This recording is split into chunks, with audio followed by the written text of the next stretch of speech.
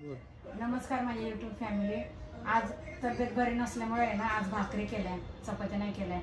ही ना बाजरीची भाकरी, ही मुगा डाळ घालून केलेली मेथीची भाजी, एक केळी घालून केलेला प्रसादाचा शिरा, वरण आणि भात आणि आपलं पाणी. हे आहे ना देवाचं नैवेद्याचं ताट आहे.